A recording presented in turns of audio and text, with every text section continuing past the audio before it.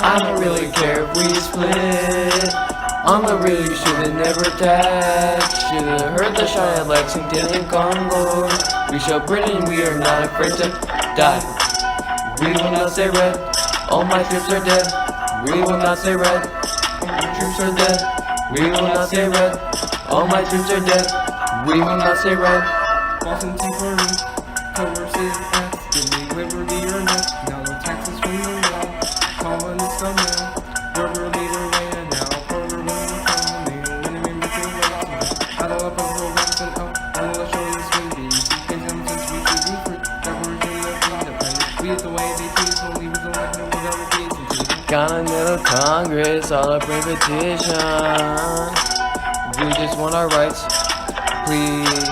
Britain needs our attention. George Washington's Continental Army crossed at Delaware, captured Trenton, beat the Hessians, sent them back to Germany. Yeah, I don't really care if we split. I'm a really should've never tagged. Should've heard the shot at Lexington and Concord. We show Britain we are not afraid to die. All my troops are dead. We will not say red. All my troops are dead. Yeah, we will not say red. All my troops are dead, yeah, all my troops are dead. We might not survive at Valley Forge. France, I swear we need your help like ASAP. Saratoga, Turning Point. Marquis, Navy, help us. Yorktown, look, Britain cornered. General Cornwallis finally surrendered. Treaty of Paris grants the U.S. independence and Britain has to leave now.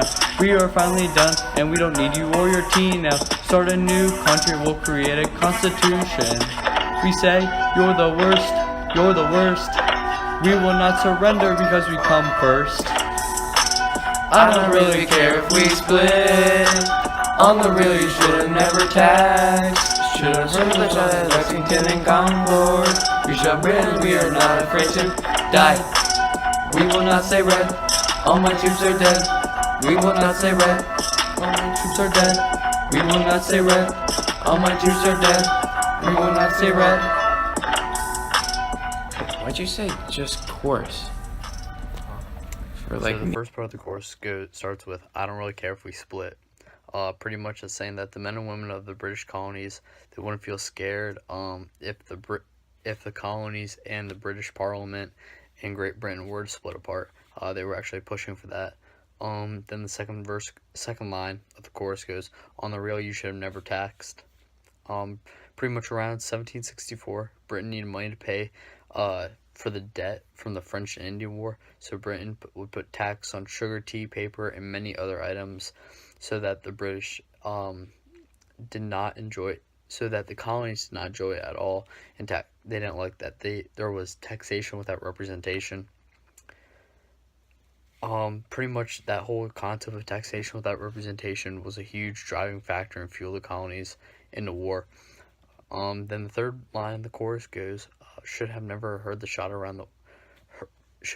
shot at Lexington and Concord.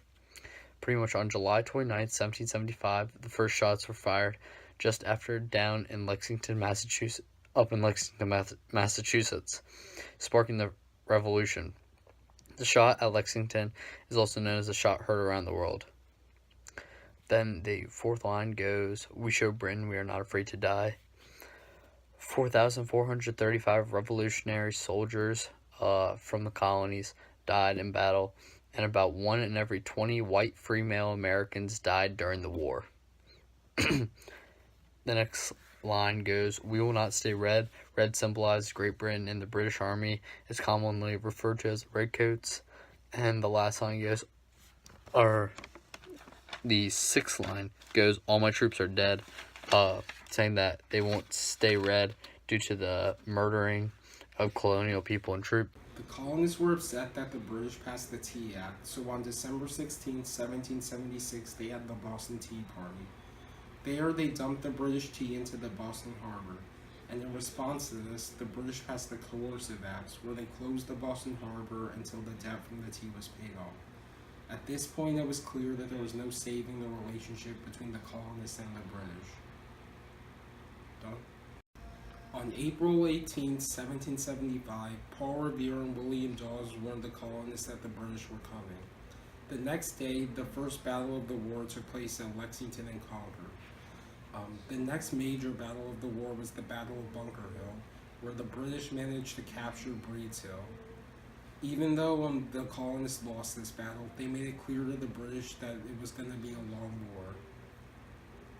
Then on January 10, 1776, Thomas Paine's book, The Common Sense, was published. This book explains that the colonists should be free from British rule. At the Second Continental Congress, the Declaration of Independence was drafted. Then on July 4, 1776, it was signed. My first line begins with the Continental Congress. This was a convention held. This was pretty much the first governing body during the American Revolution. My second, I also say the Olive Branch Petition. This was pretty much a last-ditch attempt by the colonists to try to salvage not going to war. And it was a petition. The king rejected it, and that they eventually revolted. Then I talk about how we just want our rights and how we want Britain just to ease the tensions of the war. And then the next two lines is talking about George Washington crossing the Delaware. This was during Christmas of 1776. This is when the Hessians were stationed at Trenton, and so George Washington crossed the Delaware and during Christmas, and they stormed in on their base. They captured Trenton, and took down the Hessians, and then they sent all the Hessians back to Germany. So verse 2 starts with, "We might not survive at Valley Forge." The Continental Army at this point really needed France's help, and during a harsh, severe winter war like Valley Forge, France's assistance would work wonderful. Then the next line is, "France, I swear we need your help ASAP." So the Treaty of Alliance was signed in 1778 and was negotiated by Benjamin Franklin. The French decided to back the United States, or the colonies, in its military efforts until the colonies gained full independence from Great Britain. Next line goes, Saratoga turning point. Saratoga became the turning point when the Continental Army gained a victory. 5,895 British and Hessian troops surrendered their arms in defeat. Marquis Navy help us is the next line. Later, the colonists would call on Marquis Lafayette, a close friend of George Washington. Lafayette, who is from France and brings lots of military intelligence, would also help form the Continental Navy and help give ideas. In 1775, the Continental Navy was created, and that was created at the Rhode Island General Assembly. Next line is, Yorktown, look, Britain cornered. Led by George Washington, the Continental Army would win a decisive victory with the help of the French Army troops in Yorktown. Yorktown was the last major battle in the Revolutionary War. And then General Cornwallis finally surrendered. The next line kind of goes with the Yorktown line about how, so General Cornwallis was a general for the British Army and commander of Yorktown, and he will surrender after a long battle at Yorktown. The next line goes, Treaty of Paris grants the U.S. independence and Britain has to leave now. In 1783, the Treaty of Paris was signed and commissioned by John Adams, Benjamin Franklin, John Day, Thomas Jefferson, and Henry Lawrence. The treaty ended the Revolutionary War. British acknowledged the independence of the United States. Colonial empire of Great Britain was destroyed in North America, and the U.S. boundaries were then established. The next line goes, "We are finally done, and we don't need your tea now."